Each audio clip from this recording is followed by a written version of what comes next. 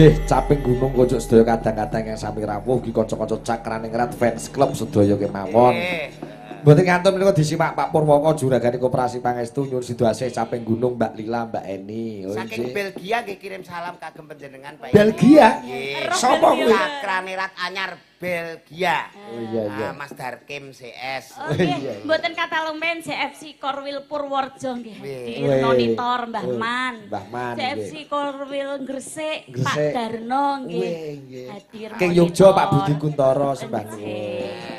Coba caping gunung karya Mbah Gesang digarap tayub nggih Mbak Eni. Nggih manut saiki. Digarap tayub. Tayub ki nges nek kobonang buone. Oh ngono. Ya. Coba kaya apa suwene ora nanggap tayub daerah ini, Jo. Wo iki njaken angger tayub apa kuwi jenenge pramugarine Mas Mul bagi petak. Wah, kene iki jajane Pursilah mriki. Pursilah bedingin. Wah, iya. Iya, coba kaya apa buka bunang caping gunung, Mas.